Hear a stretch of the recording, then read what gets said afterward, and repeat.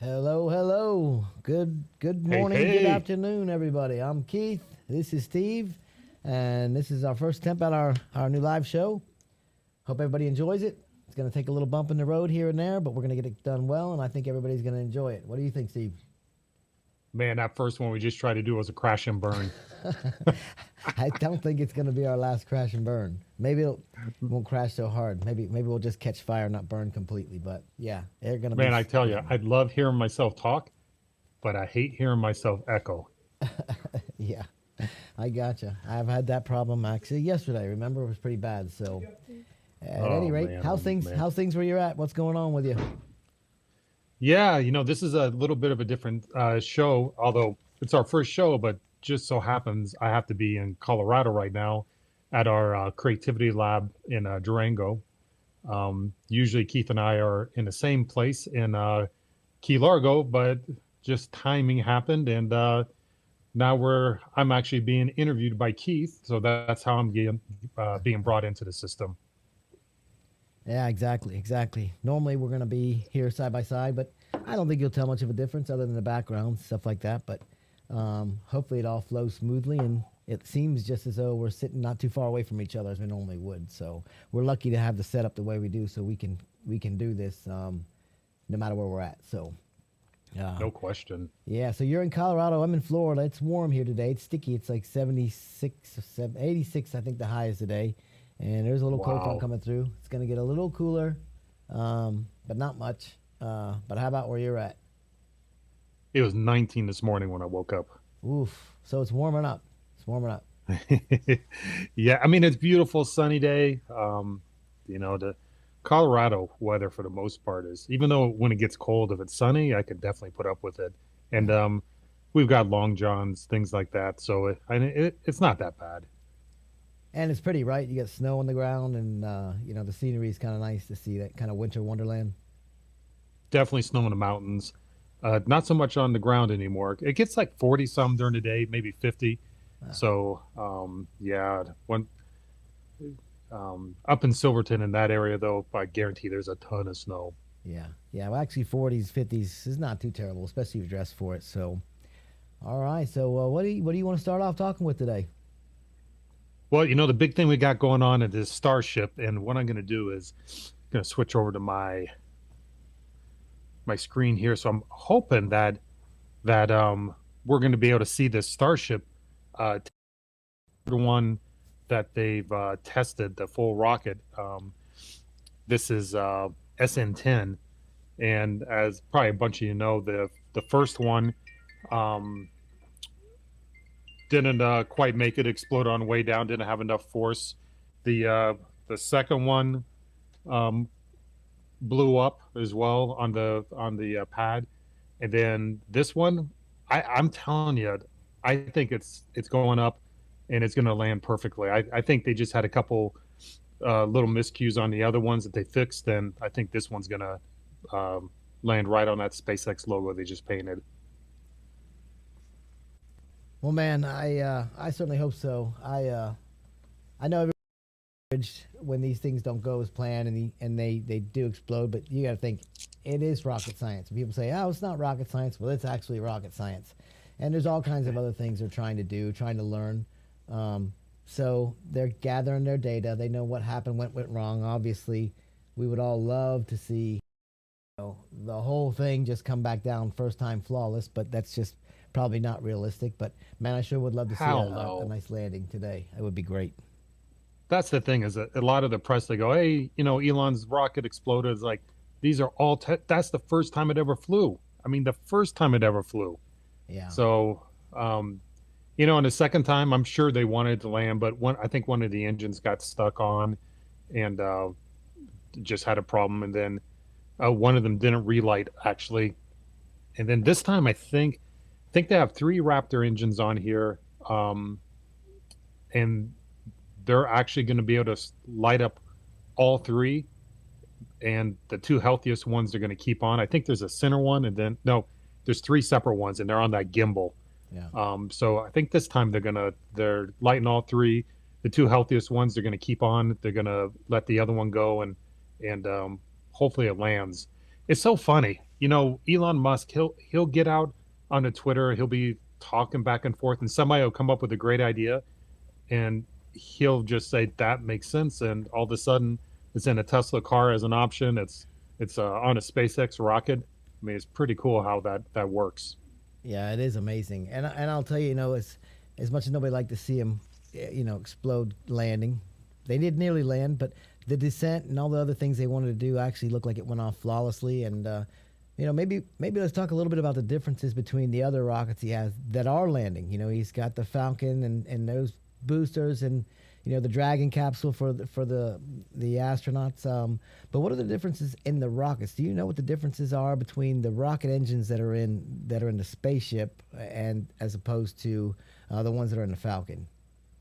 Yeah, I mean that's the thing is these are totally different vehicles, brand new technology for Starship. The Falcon 9 obviously has some really proven rocket technology and engines that they're using on there, and that Falcon 9 is the one that goes up to the ISS. It goes up to the space station.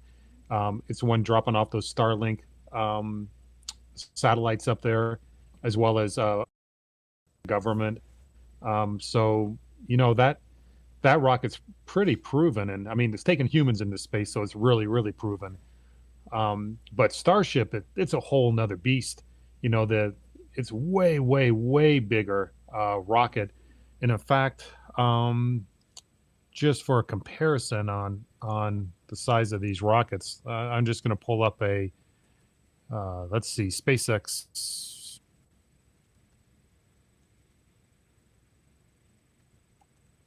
Let's see what I pull up here, just so you can get a little bit of a feel for the.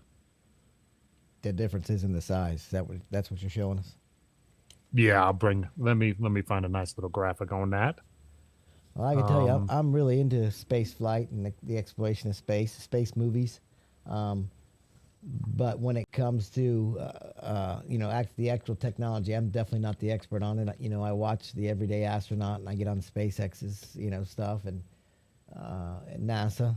But I'm not the expert. There's those guys out there that really know the ins and outs of these vehicles, and what they're expected to do and what they're capable of doing.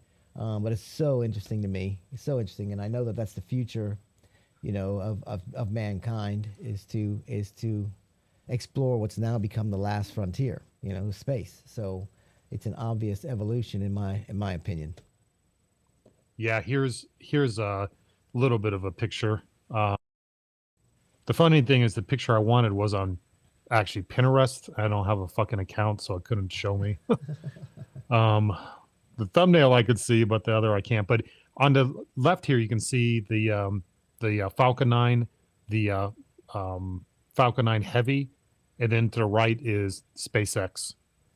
So it's The Starship. hugely, I mean, vastly different. Now, this SpaceX will actually be lifted off into orbit, and then they actually can refuel this rocket up there in orbit, which is going to be. I mean, of course, what I'm thinking about is when the SR-71 or F-22 is coming up to get refueled in air. It's going to be something kind of like that, actually moving faster. But I think when they meet, they'll be going a lot slower. But it's just such cool stuff, and kind of like you're saying with the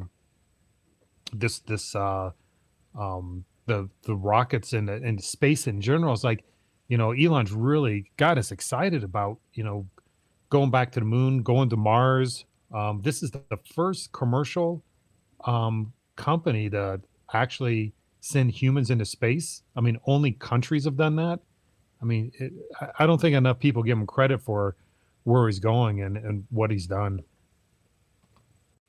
Yeah, I mean, I completely agree.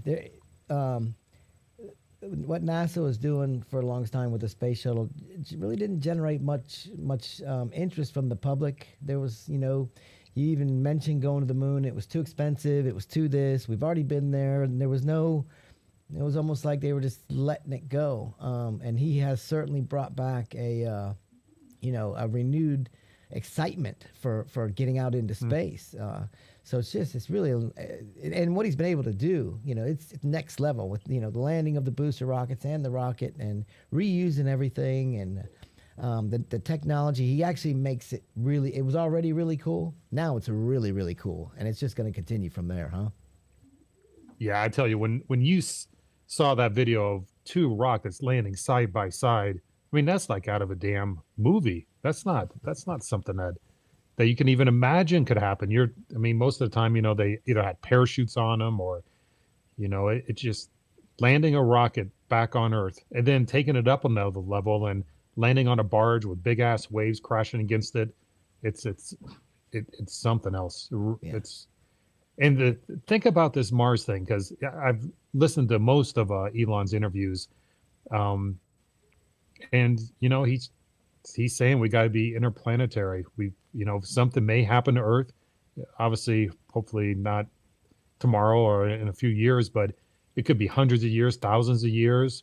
I mean, we really need to be out there being Buck Rogers and exploring this freaking area in space and then heading over to the next galaxy. I mean, how insane is that going to be? Hopefully, that happens in our lifetime. Yeah, that's a huge feat. But as far as the Earth goes, yeah, there is a time limit. We're not quite halfway through the sun through what the sun is going to do as far as burning its hydrogen, but it's going to get bigger. It's going to get hotter, and then there's always that possibility of yet another asteroid hitting us, like whatever it was, 56 million years ago when it hit, and apparently that's what took out the dinosaurs. So we're due, but it sure would be nice to have an avenue to let mankind, survive beyond Earth. I mean, we gotta love Earth. It's gorgeous. Look at everything. Look at the rivers and the mountains and it does everything that it has. The oceans. It's really a magnificent place. Diversity of life, but unfortunately, one day it's just not going to be here. Nothing's forever. Well, it's not just the asteroid. It's some dumb fuck hitting the launch button, Yeah, in a nuclear yeah, war. I mean yeah. that's probably more realistic than anything. Oh, that's right up there for being highly likely as far as what would destroy mankind is somebody pushing the button and just not thinking about the future of humans. So anyway, man, I sure wish we could. I'm gonna go back. I sure wish we could see this thing take off here. Um, I don't see Well, it it says venting or that anything. yeah. As soon as What's that rocket starts there's a little venting, bit going on down there. What is? Do you know what's happening down there? that's on the ground stuff. That's on the tanks. So that's not on Uh, the rocket. As soon as we start seeing venting actually from the rocket, which won't happen until the tanks are full, um, that's when we're going to get excited. I Um, got you. but yeah, looks. I would assume we're if everything went to plan, but there is no real plan on this. I mean, you know, they're they're fixing things, working on things. Things are breaking behind the scenes we don't even know about, and um, so. But I would say 20, 30 minutes could be a go time.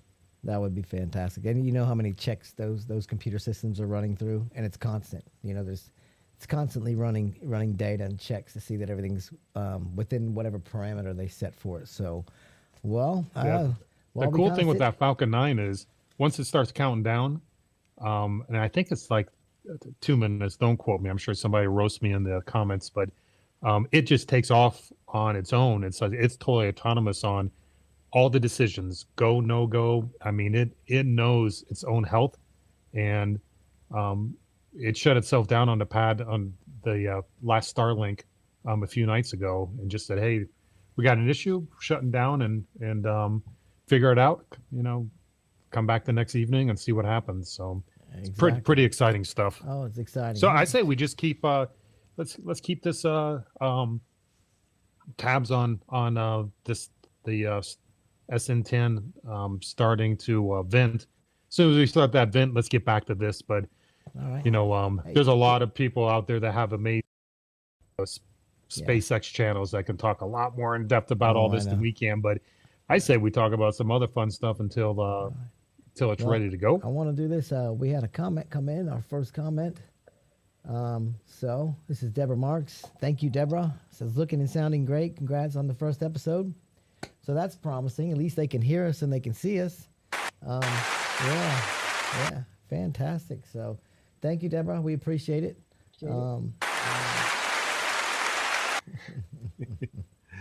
Yeah, that's all positive. Yeah. So what do you want to talk about?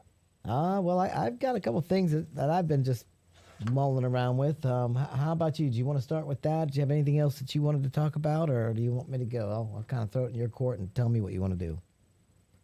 Something I definitely want to talk about now and way more in depth in some future episodes is I think a lot of people don't understand what cryptocurrency is, uh, what this Dogecoin and Bitcoin and what it all means. And I think a lot of people are going to miss out on what the real next wave of not only currency, just investment possibilities are. So maybe I'll dive a little bit into that. Well, it sounds interesting, and I'm going to be 100% honest with you. I know next to nothing about it. I've heard of Bitcoin, saw what it did as far as what a coin is worth. It's kind of a confusing thing, probably to most people that aren't familiar with it, because it's not like a tangible, actual coin. Is that right? Yeah, I mean it's a digital asset. I mean you could physically have it on um, a keychain like USB wallet. I mean there's that one famous story of that one dude that had all those bitcoins and they weren't really worth that much. He had them stored on his computer. He threw the fucking thing away, and all of a sudden now it went up to his coins were like worth millions of dollars, and he actually went to the dump and is trying to excavate down to that computer to get those bitcoins. They shut that area off at I think at the dump, and they're actually digging through it trying to find that computer from a long time ago. It's not like it was a couple of days ago; it was a long time ago. So unbelievable. So if it's in that computer, it couldn't have been accessed or stored from anywhere else for some reason. You see, that's the thing. Like, so if you have a dollar bill, you have the dollar bill. If you lose that dollar bill, it's gone. With cryptocurrency, you have a wallet, and it could be stored in a wallet that's online, that's in the cloud, but it can only be stored in one place. So you can store it online, like I'm saying, in a wallet there, or in a place like Kraken, a place that you can actually trade coins. So you can put U.S. dollars or euros or yen, and then turn them into Bitcoin or into Dogecoin. Um, but there's a key thing is key, no pun intended, Ah, that there's keys for these coins. So you take these keys and you actually store these somewhere. But if you lose those keys, you lose the coins. right. So and there's so many people trying to just do all these scams on Bitcoin, and there's so many fake Elon Musk accounts on Twitter, and it says, hey, this is Elon Musk, and there's like instead of the E, there's like um, there's like a three backwards or something dumb, and most Yeah. people can see that it's not Elon Musk, but they trick enough people that it makes it into the news. And I mean, of course, that's how it is, right? Anything that Elon fucks up on, it's going to be in the news. Well, certainly, certainly. I mean, he's big. He's everywhere. He's with the Tesla and with SpaceX and everything else. Um, yeah, he's all over it. And now I think he's overtaken Bezos as the wealthiest person in the world. But and Smartest person, I like that. yeah, he's just out there as far as he's so forward thinking. So it's really refreshing. We need more people like him. But okay, so if you Yeah, so kept, go go ahead. ahead, bud. I was just going to ask this with this cryptocurrency. You mentioned Kraken, so that's like an online account manager, or so if you had your coins in a place like Kraken or one of those, you could access it from your phone, and then if you lost your phone, you could still access it from your computer because that's the one place it's at. Yeah, so it's actually on Kraken's website, on their servers, and you're trusting them not to get hacked into. But Kraken's one of the really, really good ones. not all the I'm really into Doge, and there's not a lot of platforms you can trade Doge just yet. Um, but Kraken is one. And if you look at it, it's like, let me jump onto the my screen here. Um, I mean, Bitcoin right now is at $51,236, and really one of the things that Elon did in Tesla, you can't really say Elon because Tesla's the one that bought the Bitcoin, or put the investment into Bitcoin. Um, and Elon, I'm sure had, you know, had his could definitely say yay or nay to it. But those guys put $1.5 billion into Bitcoin, and Elon's saying, hey, you have it in cash because they have like 20+ billion dollars sitting there in cash. It's like you have it in cash, you're losing money. You're losing like 2% a year. So they ended up putting it into Bitcoin, and they bought it like in January 31st, or sometime late January. And I think it was sitting at um, around $30,000 a coin. So Ooh, this guy's pretty much made 500 million to $1 billion, or Tesla has made that much, which is a little bit crazy because if that's true, their profit last year was 700 million. They might be more profitable on one freaking investment than their profitability last year, which is insane. that is incredible. So how many bitcoins do you have laying around? Any bitcoins around here that you lost track of? Oh, I bought one at $700 years ago, and I was going to this poker site, and the only thing they accepted was, well, they accept a lot of currencies, but they didn't accept the U.S. dollar. So to kind of backdoor into it, I had to buy a Bitcoin or a part of one. And actually, I bought a full one at $700, and Oof. man, I didn't make no $51,000 on my poker winnings. Well, hindsight, I guess. So, so Oh, I see there's a lot of them there. I see there's tons of different ones. So, what are some of the differences? I mean, I heard you talk about this Dogecoin. Why Dogecoin over some the Ethereum or any of those others? How yeah, do I you mean, pick there's a which one to couple get hot ones. So into? this list here is um, sorted on the market cap. So Bitcoin is almost a freaking $1 trillion, which is insane.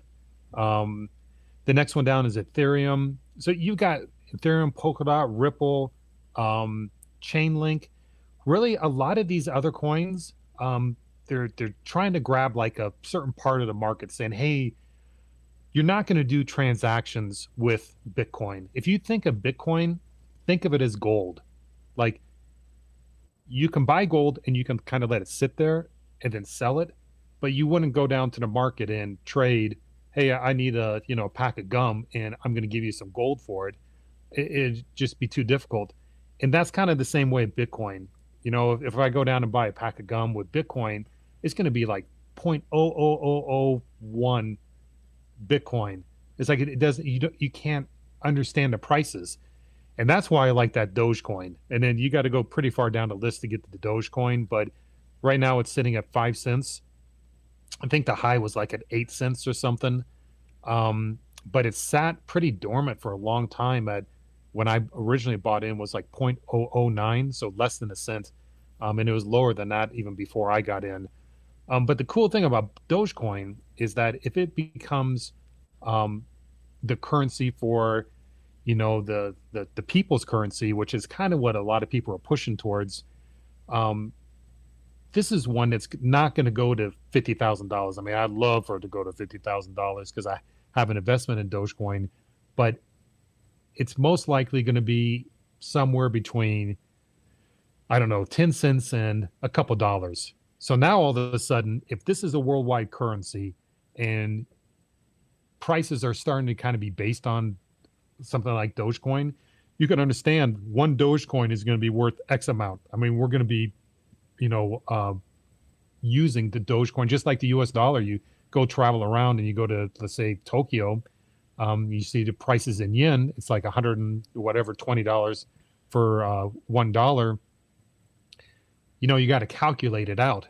But with Dogecoin, it's going to be even all the way through. So if you can buy something in Japan with Dogecoin, if it's a hamburger at a McDonald's Big Mac or something, and it's 5 Dogecoin and maybe it's 4.5 in America, at least you have some kind of relevance to it.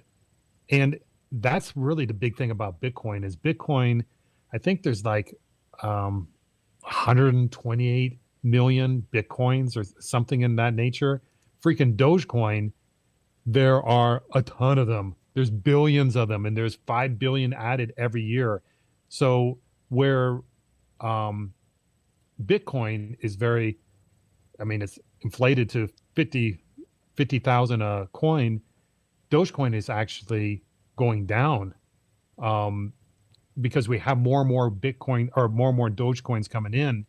There's way, it will never get to this like freaking crazy turning point that, the market just blows it up to $50,000 a coin. Huh. If it went to $50,000 a coin, it'd be like trillions and I mean, I don't know, hundreds of trillions of dollars worth of market cap, which that's just not going to happen. Yeah. I hope Just because of the somebody sheer 5 number. years from now says that. It says, hey, that dickhead said it's not going to happen, and it happened. Believe me, Hey. I wish it happened. But, reality, you don't want it to happen because you want this currency to be something you can actually use. Right. So if you're using a Bitcoin, you're using a fraction of the bit. You could buy a decent car with one Bitcoin, but you couldn't go out, like you said, I guess, and get a loaf of bread and some milk.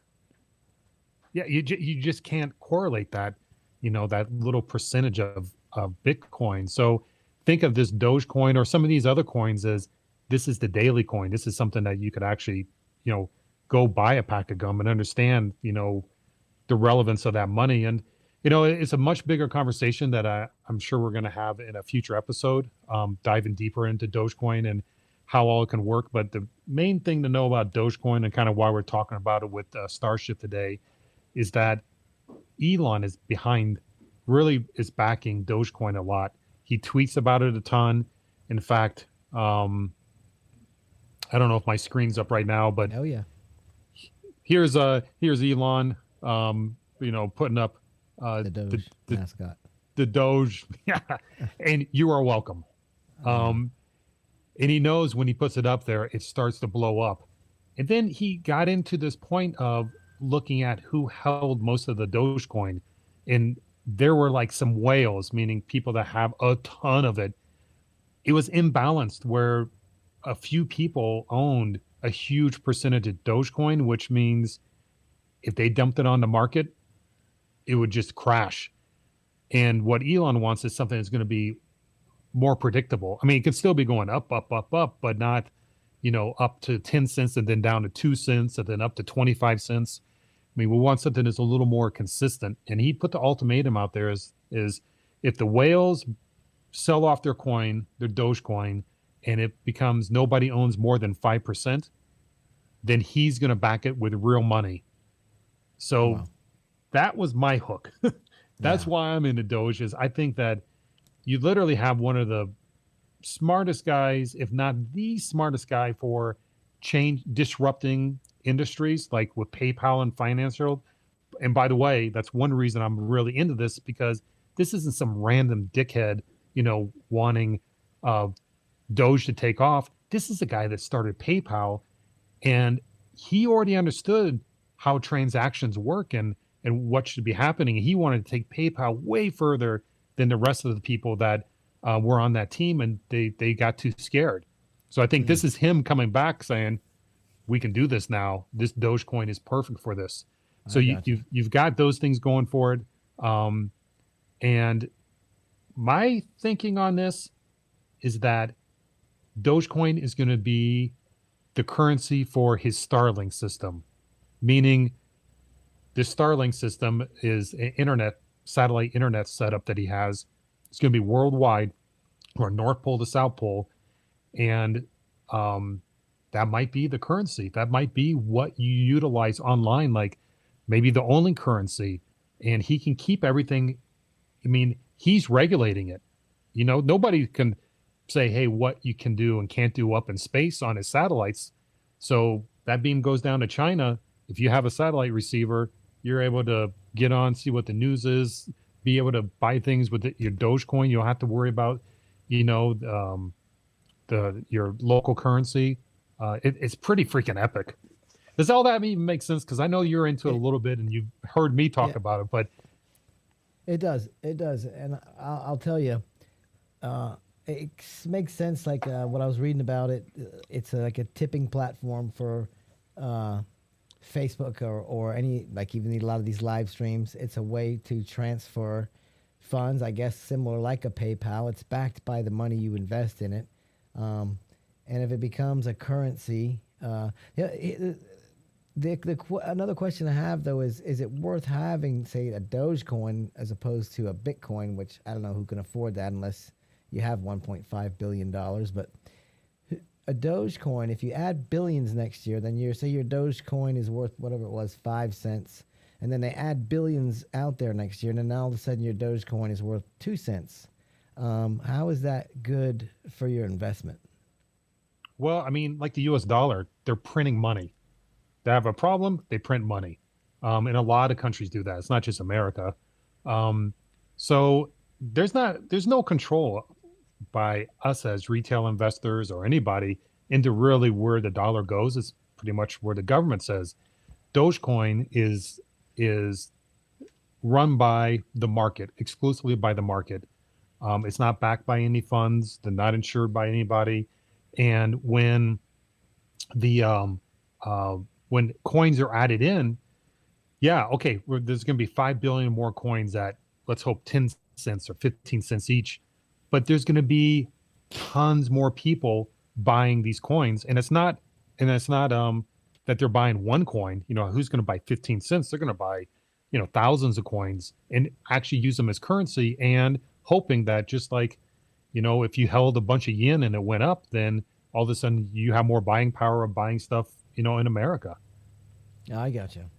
Well, I mean, I think the days of paper money's been phasing out. Seems like for quite a while, just for the simple fact that uh, when credit cards came out and now debit cards, I generally don't carry any cash with me. And a lot of times, my wife will ask, "You have any money in your wallet?" No, I haven't seen any money in a long time. It's on this plastic card. So I guess in reality, what's the difference other than right now, the dollar through your debit card is widely accepted? Yep, yep. Well, what we should do is we definitely should get somebody on here that's really heavy into crypto and Doge. I have a couple contacts out there. They're pretty sharp on this stuff. So maybe we'll invite them on and we'll hit them up with some questions and see where we're at. But yeah, it's the future. There's no doubt about it. And one person put it as the software that runs these cryptocurrencies will have as much of a profound effect on the world as the internet did when it first came out. And that's pretty heavy because obviously the internet is, Yeah. we couldn't be doing any of this stuff without the internet. No, Um, nothing. And nobody knew what so it was when it came out either. Everybody's like, "What's this internet thing? What is the internet?" So yeah, I remember a guy coming up to me saying, "Hey, Steve, you're on the internet?" It's like, yeah, I know what it is, but I don't have anything. Explain it to me. He's like, well, think of it as virtual property and you get to visit it through your computer. He says, I just bought a bunch of names out there, and he was trying to buy like IBM.com and places like that. And I think he sold a bunch of them for tons of money oh, later. smart, Um, smart. but but at the beginning, it's a hard concept to put your head around until there's apps out there that, not apps, but applications out there that make sense and utilize the internet. That is like, wait a minute, now I get it. I can do email. Oh, wow. Oh, I can go on um, National Geographic and see these awesome photos. Now they get it. Same thing's going to happen with cryptocurrency and maybe Doge, hopefully specifically, is as soon as you're able to spend it easily and buy it easily. Right now, it's not easy to buy. I mean, it is very difficult to buy these Doge coins, or not so much Bitcoin, but um, the Dogecoin's a little more difficult. So there's not as many people in it. And as soon as it becomes more accessible, and I think there's 1,800 ATMs out there now that you can actually use your Dogecoin. So you can pull out, whatever currency you want that machine has through your Dogecoin. So, yeah, I don't know all the facts about it, but I know that just came out a couple of days ago. Hey, Wow. I just looked at the stream on SN10, and it looks like they stopped the ground vent, and they're going to go all the way through it again. So I bet we're looking at maybe hours now. Oh, So much for my goodness. 20 to 30 minute thing. Uh, well, we'll keep it in the on the background, and then we'll go back to it if something happens. We'll keep a watch out on it um, on the side. So all right. So meanwhile, see, there's some flub right there. Sorry about that. Let's see. This is the one I wanted right here. Oh, there we go. Sorry about that, guys. All right, cool. Well, that's interesting, and I think you're right. I think it would be fantastic if we could have somebody who a real expert on it. I mean, it seems like you've gained a fair bit of knowledge about it now. Seems like you follow it, you kind of understand it. But man, it sure would be kind of interesting to see, what some of these experts, if we get somebody on the show here to come talk to us about it. So if there's anybody out Yeah. there that knows a lot about this cryptocurrency and the potential for it and where it's going, feel free to hit us up, set something down in the comments, and we'll get back with you and try to get you on air. So cool stuff. I need some Dogecoin. I need a Bitcoin, but I'll take a Dogecoin. Yeah, no doubt. I'm with you. All right, We'll cool. keep our eyes open. Yeah, maybe somebody will drop them out of their pocket, but I guess that's the Another other good part thing. that we'll definitely talk about soon is the mining aspect of these coins, because that's a way for you to get coins through your computer mining these Doge or Bitcoin, and it's a whole freaking huge deal. But I tell you what, if you've got access to sunlight, like good sun year round, you can make some real money. Because the problem with mining is the electricity cost.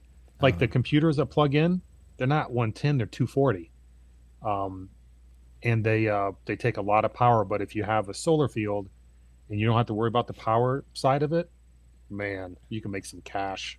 so when your computer is mining a cryptocurrency, it needs sunlight for energy to use the pick or the shovel. Is that how that works? Yeah, they got um these automatic shovels now. The funny thing is all this stuff is like mining, and then people are thinking about mining like you're talking about, Yeah, and you can't yeah, compute. it's a whole concept. So That'll be in another a future show. show, we'll go over it. All right, fantastic. What else? What else is going on? You want to hear what I've been Oh talking about? man, I tell you, my main thing is I'm pretty happy with how everything looks. You know, the my computer isn't set up perfectly, so I keep looking down at the computer, then I'm not looking out at the audience, but that's just how it is this time around. Um, but hey, I know you were talking a little bit about this Dr. Seuss thing, and I knew there was some buzz about him like a Yeah. year ago or something, but I haven't heard anything about it. So fill me Uh, in. I mean, it's a pretty interesting story actually. In my mind. So you have Dr. Seuss. Yesterday was his birthday. And that day, because of him, is actual National Read Across America Day. And he had these children's books. He's made, I think there's 60 of them or something. He was born in the early 1900s. I think it was like 1905, and he lived till 1991. And he was pretty much active through his entire life with writing these children's books. And a lot of people don't know is that around the time of World War II, he wrote like 600. He drew 600 cartoons um, for it was politics. It was a political cartoon, um, and some of them were, it was I think to generate people to get behind a war effort. At any rate, he actually used some of those images, changed them up a little bit in some of his books. But yesterday, they came out, and there are 6 of his books, okay, 6 of them out of the 60 that they're no longer going to make. And I tried to look up some images to see what it was inside there that was, I guess, racist, they call it, some of it, and insensitive. Um, One of them was an Oriental person, which some of his political cartoons, since we were at war with Japan, had that epitaph to it. So there was that, and then there's some racial ones in there. So anyway, they've decided to get rid of these books. Now, I'm not here to say. I mean, I had um, Dr. Seuss books. I had Dr. Seuss books for my kids. I don't know, maybe the one called And to Think I Saw It on Mulberry Street. I remember seeing that book. I can't tell you the story. I think it was about a kid who walked through the city and he talked about what he saw, or walked down that street and talked about what he saw. Well, there's something in there that somebody felt was insensitive. I find it kind of odd that we're doing this now, although I do understand with everything that's been going on. But just seems like at this point, it doesn't take much. Everybody can be offended by something. Almost everything, it could be offensive to somebody. But regardless, I don't disagree with why they're concerned about these books, these particular books. I think you also have to think of the context of the time it was. And this is not the same time as it was then. Kids today, what would have been offensive then or not been offensive then could very easily be offensive now. And I think that shows the case. So I don't disagree with what's gone on, but I just wanted to talk a little bit, whether you agree with it or not. I've read his books. I never even thought like that. I didn't see it. So hopefully that's the case. But really what I wanted to talk about was what has happened since then. And I gotta first ask you this, Steve. Let me think of the best way to put this. You've read Dr. Seuss books at some point, yes? Yeah, Green Eggs and Ham. I used to have the dog one, Go Dog Go. I had all Go those. Dog Go, yeah. Red fish, blue fish, two fish. Anyway, Green Eggs and Ham. so I guess my question is, and I always considered, Dr. Seuss was like a Mr. Rogers. He promoted kids to read. He always had a moral to his story. And kids pick up on morals real quick, right? They can pick up and say, "I don't listen. This is turning into a story about telling me how I'm supposed to do something." So he did it in a way with the rhyming that made it catchy, and at the end there was a good moral. So would you think that he was racist if you just had to think about it? I mean, I think it's tough because I think it was, and this is going way back. This is before my time. But I think there was like Jack Lemmon or somebody that was an actor way back in the day, and he actually played the role of an Asian. So everybody threw up their arms like, why in the hell didn't you have an Asian playing the Asian? Why do you have the white guy dressed up like an Asian, talking like an Asian? But that was the time, and I think if you drill down, if I never saw a Dr. Seuss book and I looked at a book today, and read through it, I'd be interested in knowing if I would think it's racist or not. I'm almost not thinking it's racist. I wouldn't see it as racist, mainly because that's not how the filter I'm looking through it. I'm just looking through these are characters. Yeah. So I don't know. I'd like to see some pictures and see what everybody's really complaining about, because I think that would. Yeah.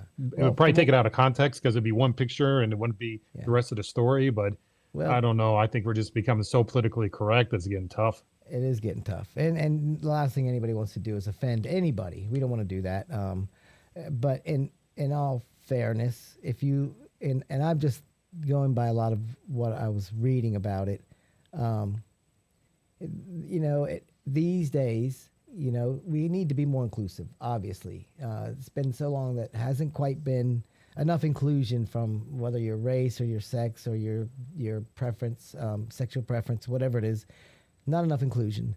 And in a lot of his books, they complained that the majority of the characters were white characters, or any of the racial characters had no speaking role in it, and a lot of times they were almost like the made fun of character. So I get it. I think at this point we'll never look at a Dr. Seuss book again without looking for that, and I'm sure there's scores of people out there now that are actually doing that. But these 6 obviously had something in it. Let me ask you another question. Was Dr. Seuss a real doctor? Do you know? What do you think? No. You're right. He was not. He took the Dr. Seuss name to appease his father, wanted him to go to medical school. So anyway, probably did him right. He Not to did go to way medical better school. writing those books, I Yeah, guarantee. yeah. Well, He I've got something for you then. yeah. All right.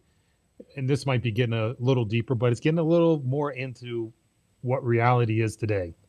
So, Land O'Lakes, um, Uncle Ben's Rice, Aunt Jemima, they changed who was on those, or actually took away the people, like took away Land O'Lakes, took away, Uncle Ben. So you have African Americans and you have Indians that are being taken away, but who's left on the packages? All the white people. Yeah, that's a So good point. it's it's an odd thing where I would be interested in knowing, are white people upset that Aunt Jemima was a black lady, or Hmm. are African Americans upset about that?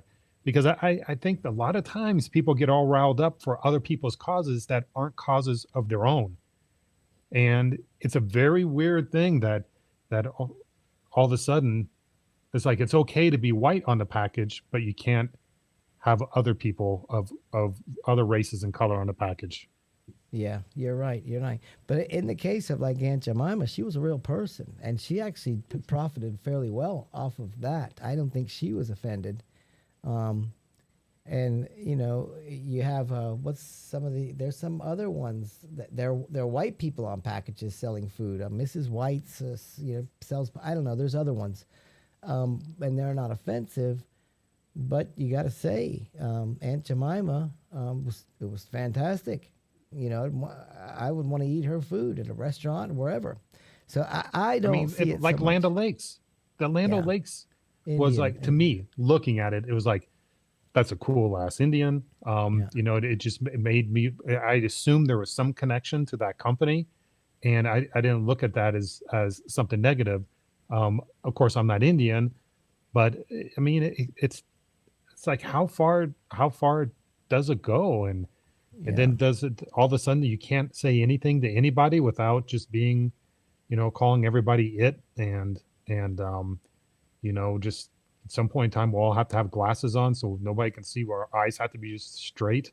yeah. You got a point, and you could, no matter what it seems like anymore, somebody could be offended by something that you said or some product that's out there.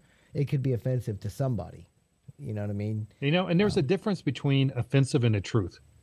My grandpa was very, very truthful, which was very offensive to a lot of people, Yeah, yeah, but he was really telling the truth.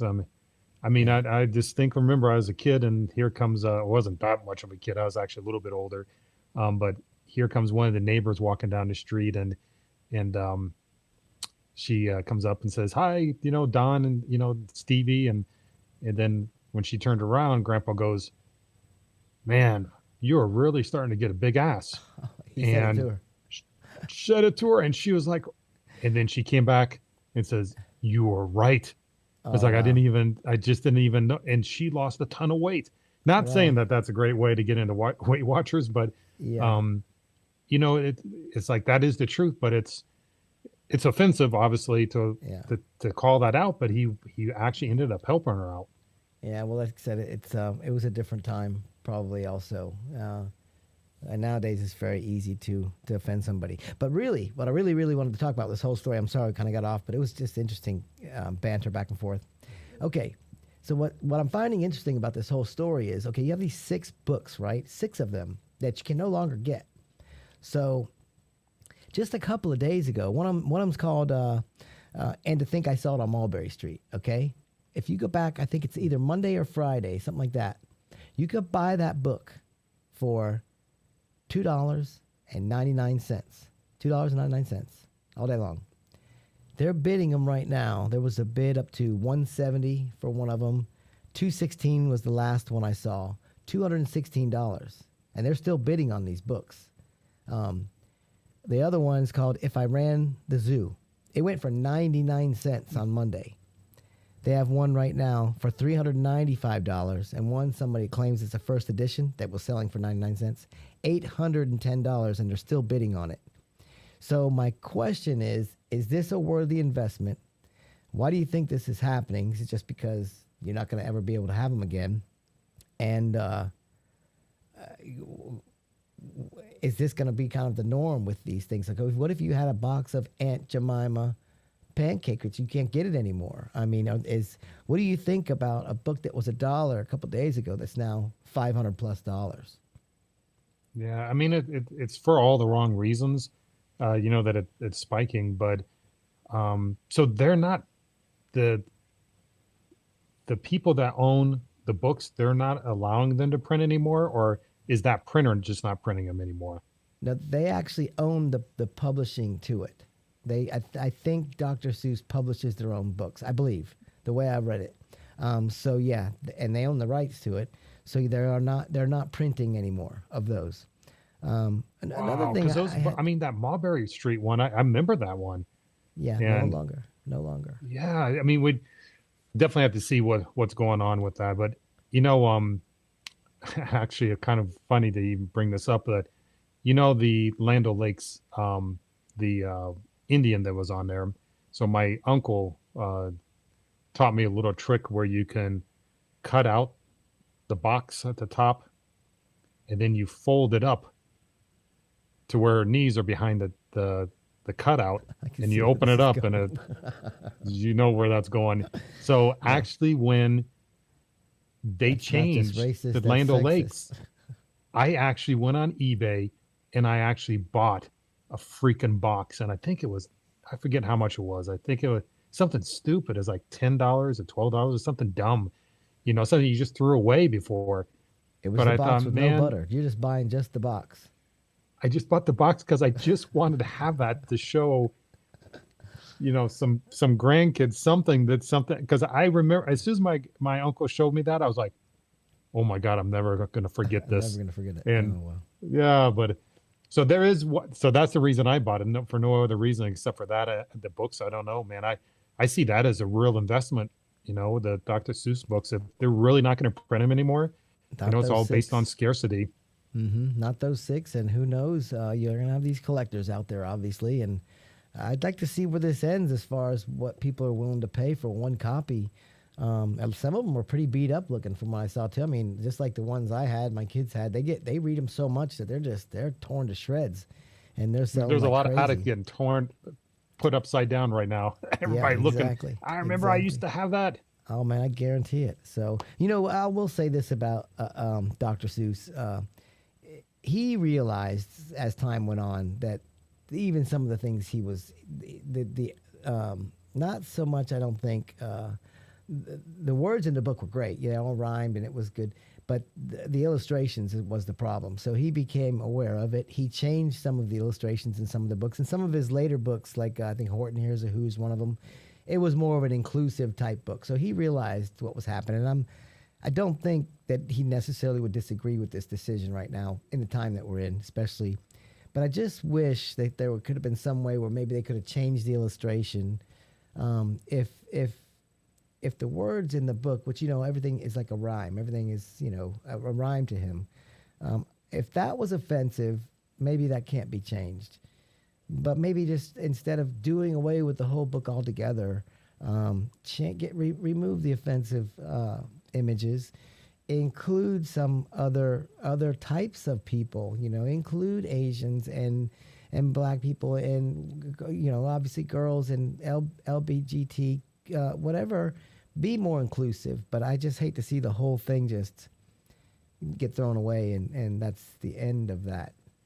Well, I think of it this way. So if you watched Huckleberry Finn or read the book and you read it out loud, there'd be some kind of cringing moments.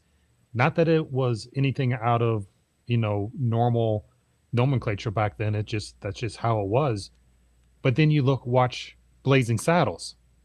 Mm. I mean, it's like two obviously totally different things. A book that was really well respected was in, the reading list for schools for decades, and probably taken off on most of them already. And then you have a movie that obviously is is inward laced, and a, a comedic film that, the African American at the end is really the guy that won. It's like there's two totally different things, yet Blazing Saddles is still on the air. You can see it all the time. But then this book is like, oh, you can't read that at schools. Yeah, I mean, I don't.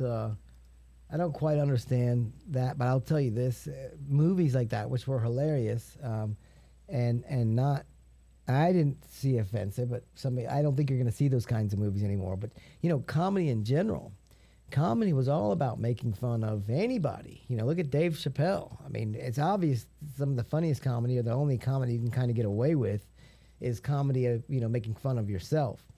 But it used to be people made fun of everybody. It was just comedy, anything personal about it.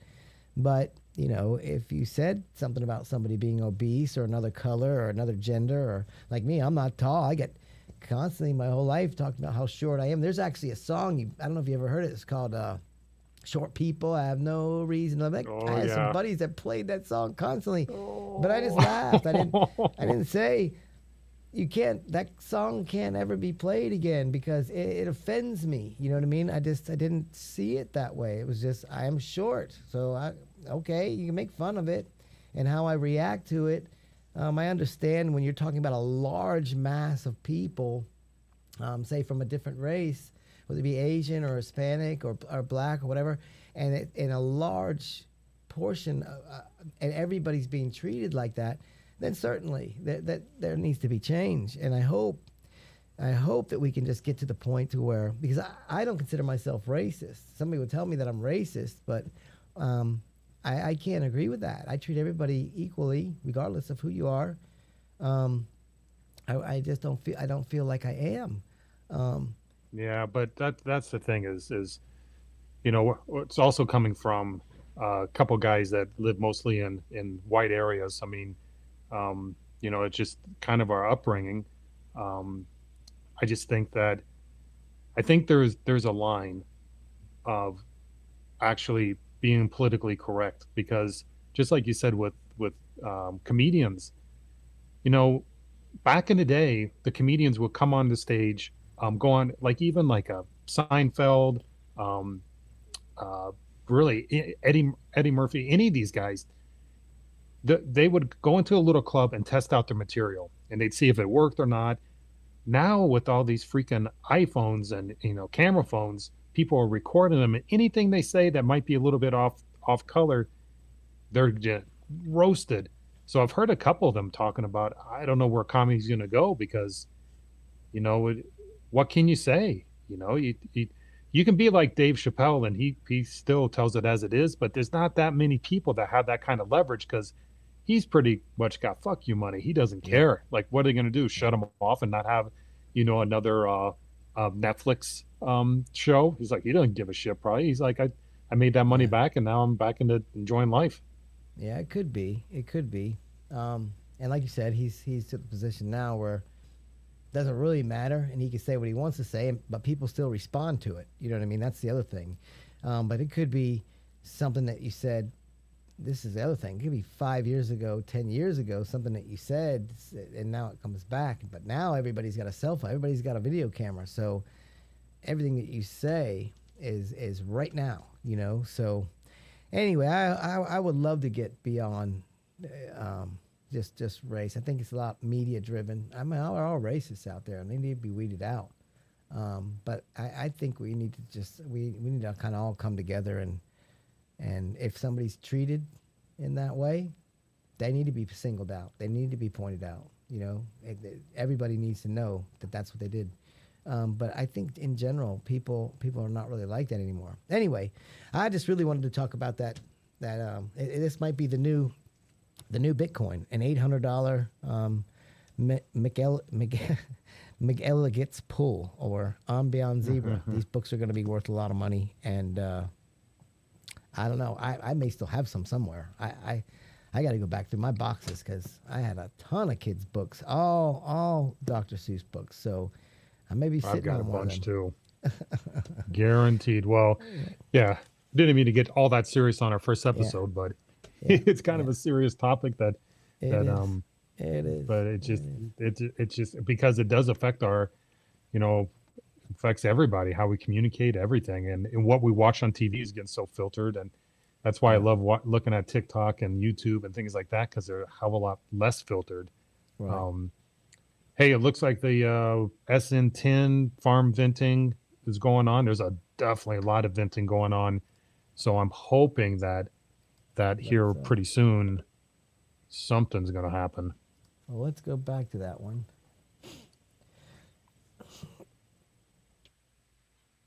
Yeah, because that'd be amazing to see this guy take off again. That's the thing is I think Elon's made geekery cool again. Hmm. 'Cause who in the hell was actually listening to, um, you know, corporate, year-end presentations, and here people are all sitting in those freaking Teslas watching him talk on stage and honking horns. And I mean, it's such a different world. And he's really pulled us into a lot of facets that I don't think people even give a shit about before. And now they're interested in, battery technology. Who cared about battery technology 5 years ago? Now everybody knows what the fucking cell number is on the batteries used in the new, Cybertruck, and it's just so Yeah. crazy. Yeah. Oh, absolutely. Absolutely. I mean, it's fascinating. So are you listening in at all? I can turn some sound up on this if you want to see if Yeah, they're see saying what anything. these guys. I don't even know if they're saying anything. Let's see. I can hear it. Then again, they might have it. They just don't show it. So it's very possible True. they have cameras inside them. Proprietary So- stuff, maybe. We'll give a listen for a minute. Thank now. you to Nick They give us a Borger, countdown who says sometime. greetings from Switzerland for the 20 Swiss francs. And thank you to Paul G for 10 Australian dollars. And thank you to Astris Rupas for €2. We hope for 2 Austria shillings, actually. My bad. We hope for landing from Greece. Thank you very much. And new sponsor, Hamasaurus. Welcome to Lab Padre Elite. And also, welcome to Lab Padre Elite Alive for Lisa Taylor. And welcome to Lab Padre. Yeah, it sounds mostly like they're just thanking all their patrons. So, I don't know if you see anything else anywhere. Is SpaceX, are they live? Have you seen that? No, I don't. Those guys usually don't go live until the real countdown happens, and I forget how many minutes out it is, but it's not many. Like Yeah. when they start the countdown, they're like, okay, they're ready to go. And who knows what they're testing? They might be testing the whole fueling up and stopping and boarding and then fueling up again. I mean, who knows what the heck they're testing? Wow. Well, man, I sure would like to have some kind of, it's going to be about 30 seconds or 30 minutes, 20 minutes, 10 minutes. Looks like they're having some problem with their feed, but. Hey, there you know they what? go. Pop over to my screen here. Let me see. I wanted to show you guys something that was kind of. If we go over to my Twitter. I had this up earlier until we kind of exploded. Let me just kick it over to Elon. This was pretty funny. So that feed that we're watching right now is actually by these guys, Lab Padre. So they had this guy come in here and says, at Elon Musk, word is that you somehow had Lab Padre's landlord cancel his property lease and that you guys has removed his camera equipment by climbing up the camera and cutting a feed line. Seriously? Do you fucking think Elon knows shit about this? I mean, this guy's calling out Elon. You know what kind of freaking level Elon's on? He actually freaking responds back and says, first time I've heard of this. We'll fix this situation. I'm a fan of Lab Padre's videos. Wow. And then here's Lab Padre probably, I don't know how much time afterwards. Let's say this 2 hours later, because this is 17 hours ago, 15 hours ago. The director of SpaceX, Boca Chica, has called me, assured me that I'm welcome to bring my equipment back to the pad cam location. Elon Musk, thank you so much for making the call. I am forever in debt to you. I was like, you got a hater out there, and that guy's probably French Canadian. He has a Canadian flag. Um, and then look what happens. Elon's like, he could have just said fuck off and not responded, but he responded. I mean, that's the kind of CEO you want. Holy Yeah. shit. Yeah. Yeah, he's got pretty big britches, and he can't probably respond to every tweet at him. There's probably, I don't know how many gets bunch every day. It's hard to probably read them all. But for him to see something like that for somebody who's actually a fan, or in some way, in many ways, endorsing the whole, SpaceX, love the rockets. These guys go nuts when they take off. For him to contact back and say, yeah, I'll make sure you're all good to go, and boom, just like that.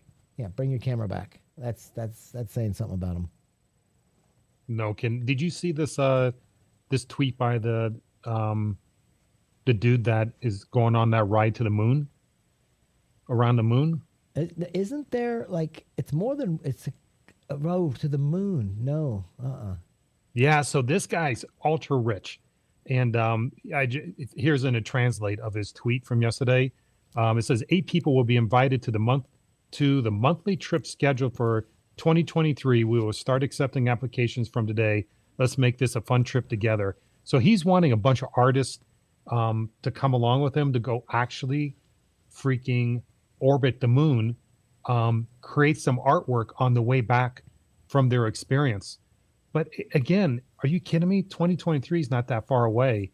No. And a commercial business is sending freaking rockets over there to the moon and doing things like this. It's pretty freaking insane. Oh, that's insane. I wonder what that trip costs to, because I was hearing some of the numbers just to get you up into space, and they were pretty astronomical, in $20 million, $30 million. But to take you all the way around the moon, which, it's going to take a couple of days to get there. A lot of fuel, that's a big trip. One a little closer to home though is this one. So this guy's pretty much a stud. He's actually buys fighter jets and actually can fly him. Has a ton of hours in a seat. So he bought out a SpaceX mission that's going to go around the Earth. So it's going to orbit the Earth. He's actually going to be able to change what they fly over when he's up there himself. And he got a bunch of people. He actually has this contest for people that are part of St. Jude, which he's a big supporter of, to get some of the people that, one lady, I think the first lady, she survived cancer, and she's going to be one of the people that go up there. And this is happening soon. This isn't, let's see. Yeah, I'd heard there was like a 2 or 4 civilian person flight that they were going to be doing here rather soon, which I think it's incredible. Could you imagine being, one of them was may have been a nurse, I think. But can you imagine having that kind of opportunity? That would be just literally out of this world, literally.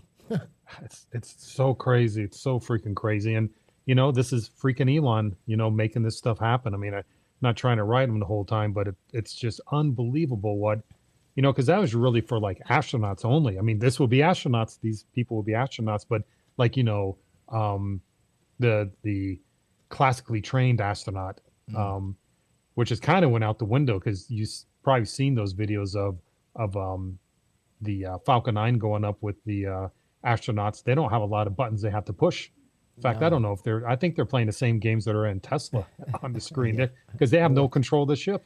They're watching Netflix, but I think they can control it if things go really bad. But yeah, it's all automated, and so far I don't think they've had to do anything. Docking to the space station, nothing. I think it's really minimal. Like if they have to do something, it's because if there's almost anything that happens on that interface, the people on the ground can control it, unless the communications get cut or something. But pretty crazy stuff. Yeah, it's awesome. Can't wait to see where it goes from here. But man, I sure would like to see something with this ship. I still see it kind of venting along there. I would like to see. Yeah, I'm something, looking at it something. too. It's you know, once that ship starts venting, even when SN10 starts venting, it doesn't mean for sure it's going to take off. So Yeah, they can abort pretty late. So, well, it would be interesting. I'll tell you what. Let's get some sound back. See if there's talking. Let's see. K Gotso has, what are these interesting currency? 35 ZARs. How do the landing feet for SN10 work? Well, they're temporary landing feet, but yeah, that's a good question. It almost looks like it lands on its bottom side flat, he asks. They're basically like L brackets. If you think of an L bracket, which is Yeah, folded up I don't think. underneath the skirt of Starship, and I don't think they're then even just close right before it touches down, they fold out I have a 90 feeling that degrees, it's just which makes gonna those L's, now have a all of a sudden 90 start degree venting feet and then pointing get into down. the sequence and go. But it could be hours from now or next 20, 30 minutes, like I was thinking last time. Yeah, I got you. Well, hey Steve, But who knows? you got anything else you want to talk about today, or you want to say sayonara for the time? What I are you think we feeling? say sayonara for our first episode. We kind of covered a lot of ground, and I say we get back on tomorrow morning and talk about what happened today and bring up some other good stuff to get some people riled up about. Well, that'd be fantastic. I'm sure we can do something. I hope we didn't offend anybody today about some of the stuff we were talking about. We're definitely not trying to be insensitive. As always, anybody feel free to comment. Please leave us a comment. Like and subscribe. We got to get some overlays in for that, so you guys know where to hit the like and subscribe button. But like and subscribe to our channel. I know we're a little rocky right off the beginning here, but we're gonna get better. We're gonna get even more fun than we already are. So appreciate the time. Damn. Yeah, Steve. Yeah. So I guess that's it for today, and we'll check out with you guys a little bit tomorrow. Sound good? See you tomorrow. All right. Peace out. Bye, people.